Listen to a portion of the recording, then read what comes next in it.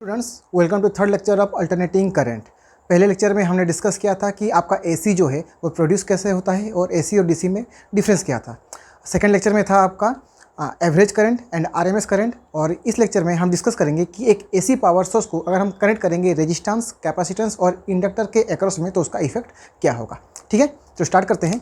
First देखो, अगर मैं कहूँ कि एक डीसी सोर्स है तो डीसी सोर्स के लिए हम ऐसे सिंबल यूज़ करते थे, जस्ट फॉर बैटरी होता था आपका डीसी सोर्स। सो डीसी पावर सोर्स के लिए हम ये सिंबल यूज़ करते हैं। ये हो गया आपका DC power source. This is a circuit symbol of DC power source. Similarly अगर आपका एसी है, अगर सर्किट में अगर एसी कनेक्ट है तो एसी के लिए सर्किट सिंबल होता है एसी। ठीक है, ये हो गया आपका AC power source. This is a circuit symbol of AC power source. ठीक है, ये होगा आपका एसी पावर सोर्स। चलो स्टार्ट करते हैं। First, purely resistive circuit. Purely resistive circuit. Purely resistive circuit. Purely resistive circuit का मतलब ये हो गया कि रेजिस्टेंस यहाँ पे सिर्फ एक रेजिस्टेंस ही कनेक्ट होगा across AC power source. So let's suppose that is one resistance capital R, this one connected to an AC power source. ये हो गया आपका AC power source and this one giving potential. मान लो कि जो पोटेंशियल है वो है यहाँ पे V is equal to V nought sine omega t. V is equal to V nought sine omega t. तो यहाँ पे करंट फ्लो होगा I, तो क्या लिखोगे? I is equal to V by R, where V is your V nought sine omega t divided by R. So I is equal to V nought by R. Sine omega t का maximum value होता है 1, तो V nought by R is your maximum current, that is I not sine omega t. Simple. तो यहाँ पे देखो, अगर मैं कहूँ फेज ऑफ पोटेंशियल, तो यहाँ पे पोटेंशियल का फेज क्या है? Omega T. करंट का फेज क्या है? Omega T. देखो ये भी साइन ओमेगा टी है, ये भी साइन ओमेगा टी है, तो दोनों का फेज क्या है? सेम। तो अगर दोनों का फेज सेम है तो यहाँ पे फेज डिफरेंस होगा 0। ठीक है। अच्छा, ये देखो आर के अक्रॉस में ये पोटेंशियल है, तो यहाँ पे मैं बोल सकता हूँ कि जो पोटेंशियल यहाँ पे होगा that is V nought sine omega t, that one is same as potential difference across the resistance. So potential difference across the resistance also V nought sine omega t. तो अगर मैं यहाँ पे ड्रॉ करूँ phase diagram, देखो phase diagram जैसे कि मान लो कि ये हो गया एक लाइन, इस लाइन का फेज है ओमेगा टी जो है आपका पोटेंशियल। ठीक है, जैसे हम करते थे एसएचएम में फेज डायग्राम, सेम यहीं पे भी हम फेज डायग्राम करेंगे। ठीक है, एक्चुअली क्या होता है, जैसे कि मैंने कहा कि ये V nought sine omega t है, तो ये जो ओमेगा टी है, ये ओमेगा टी है क्या? एंगल है। ओमेगा टी हो गया आपका यहाँ पे एंगल। तो ये हो गया सपोज एक्स एक्सिस, ये हो गया आपका वाई एक्सिस। तो वी नॉट ये हो गया आपका पोटेंशियल वी नॉट, ये हो गया आपका वी नॉट। इसको हम एज्यूम करेंगे एज ए वेक्टर। एज्यूम करो V nought as a vector, और वी नॉट का एंगल यहाँ पे क्या है? दैट इज फेज है आपका ओमेगा टी। तो ये एंगल हो गया यहाँ पे ओमेगा टी। ठीक है, एक्चुअली मीनिंग ये होता है। तो अब यहाँ पे हम इसको ऐसे ड्रॉ ना करके हम ऐसे ड्रॉ करेंगे कि जो वी नॉट है, अब इसको ले लो ऐसे हॉरिजेंटल, ये जो वी नॉट है इसको ले लो अभी यहाँ पे हॉरिजेंटल। तो हम ये जूम करेंगे कि ये हो गया आपका वी नॉट, ये हो गया आपका वी नॉट, और जिसका फेज है ओमेगा टी, जिसका फेज है ओमेगा टी। तो यहाँ पे एक्स एक्सिस का फेज हो गया 0, तो वी नॉट का फेज कितना है यहाँ पे? Omega t. तो इस लाइन का फेज है यहाँ पे ओमेगा टी। सिमिलरली यहाँ पे मान लो कि ये हो गया आपका वी नॉट और इस लाइन का फेज है यहाँ पे ओमेगा टी। तो ऊपर की तरफ भी आएंगे तो फेज इंक्रीज होगा, नीचे की तरफ फेज डिक्रीज होगा। ठीक है, तो वी नॉट का फेज हो गया ओमेगा टी। तो वी नॉट का फेज जो ओमेगा टी है, मैं बोल सकता हूँ वी आर का भी सेम फेज होगा, क्योंकि V R equal to V nought sine omega t. So net potential का जो आपका फेज होगा उसी डायरेक्शन में क्या होगा? वी आर भी होगा, वही होगा आपका वी आर। करंट का भी सेम फेज है, तो करंट का भी सेम फेज होगा, सेम लाइन आई। ठीक है, चलो अब करते हैं second, purely capacitive circuit.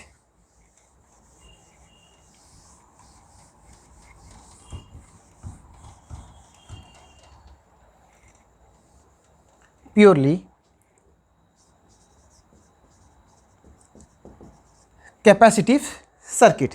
Purely capacitive circuit means एक कैपेसिटेंस यूज होगा across the AC power source.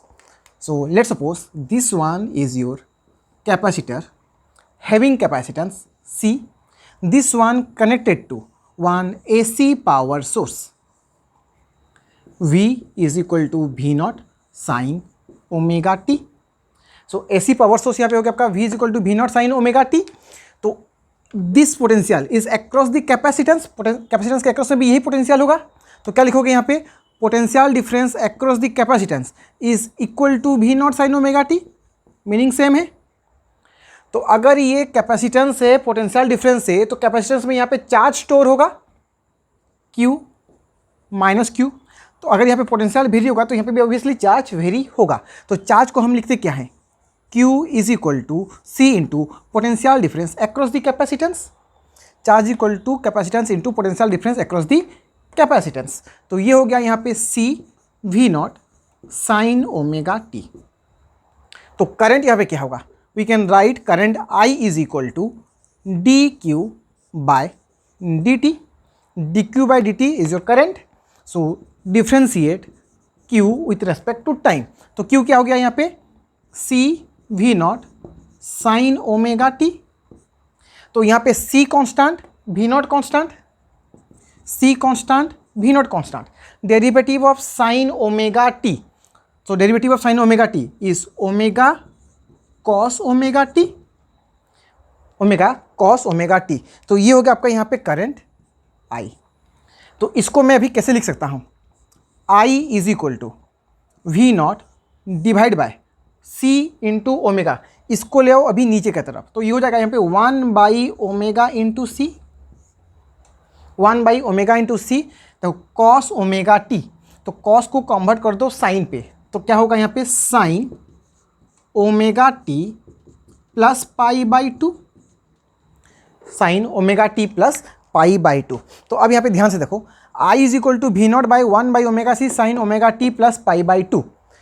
तो करंट होता क्या है? V by R, potential difference divide by resistance. तो यहाँ पे रेजिस्टेंस है नहीं है, देखो V बाई आर होना चाहिए, I is equal to V by R होना चाहिए, लेकिन यहाँ पे आर नहीं है, यहाँ पे क्या है? 1 बाई ओमेगा सी। तो मैं यहाँ पे बोल सकता हूँ कि जो 1 बाई ओमेगा सी है that one behave as a resistance. ये रेजिस्टेंस की तरह बिहेव करेगा because I is equal to V by R. Okay, तो ये जो 1 बाई ओमेगा सी है ये रेजिस्टेंस की तरह बिहेव करेगा, तो इसको कहा जाता है आपका XC। This one is known as XC, that is capacitive reactance.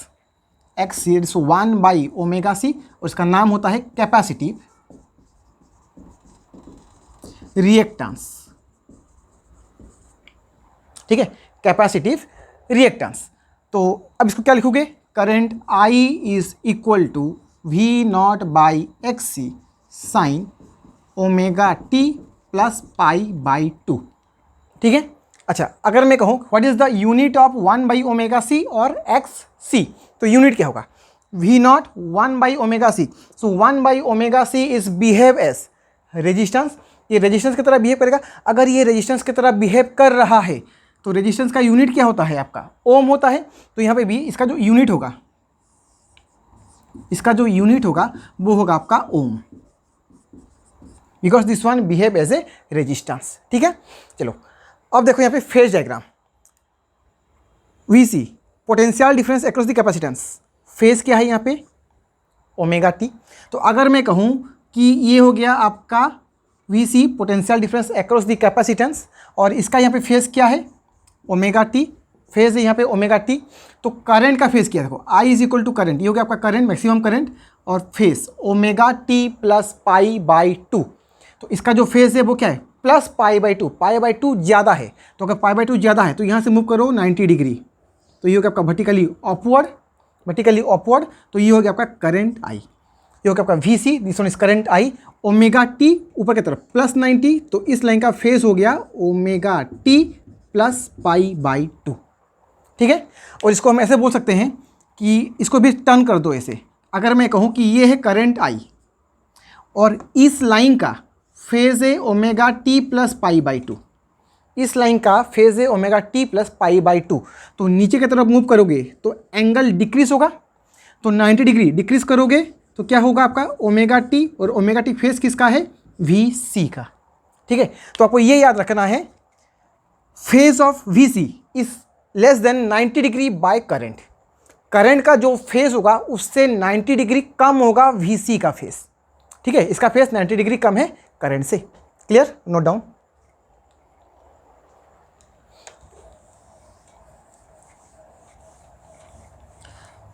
अब आते हैं थर्ड।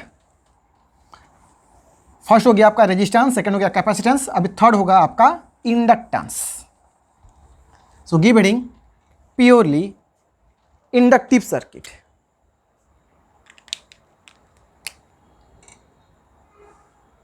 Purely inductive circuit. तो यहां पे क्या होगा कि कनेक्ट करो एक inductor having inductance L to an AC power source. ये हो गया आपका AC power source.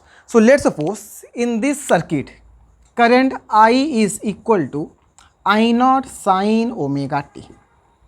I is equal to I not sine omega t. तो potential difference across the inductor, देखो यहाँ पे जो पोटेंशियल होगा ऑब्वियसली यहाँ पे भी सेम पोटेंशियल होगा। तो potential difference across the inductor हम क्या लिखते हैं, VL is equal to L di by dt, L di by dt. So VL is equal to L d by dt of current. तो करंट क्या है यहाँ पे, I not sine omega t, I not sine omega t. तो I nought constant, ये हो गया आपका L I nought, derivative of sine omega t that is omega cos omega t. तो फिर से हम इसको लिख सकते हैं VL is equal to I nought omega into L cos omega t, this one is your sine omega t plus pi by to. देखो जितने भी हमारे टर्म होंगे उसको हमें साइन में कन्वर्ट करना है, क्योंकि जब आप फेस लिखते हो तो आपका दोनों एंगल, जो एंगल होगा ओमेगा टी या omega t plus pi by to या फिर omega T minus pi by to जो भी होगा वो किस में होना चाहिए, साइन में। जैसे कि ये साइन में है तो ये भी होना चाहिए आपका साइन में, तो इसलिए इसको कन्वर्ट करोगे साइन पे, तो क्या लिखोगे, sign omega t plus pi by two. ठीक है, तो V इज इक्वल टू होता क्या है, V is equal to I into R, current into resistance. तो V is equal to current into resistance, resistance होना चाहिए। तो रेजिस्टेंस के जगह में यहाँ पे क्या है, omega L। So you can say this omega L behave as a resistance, omega L behave as a resistance. तो इसको कहा जाता है आपका इंडक्टिव रिएक्टेंस। ठीक है, तो ये हो गया आपका यहाँ पे, इसको कहा जाता है inductive reactance that is XL। Capacitive reactance, capacitance के लिए क्या था, capacitive reactance XC, inductive reactance ये होगा आपका XL।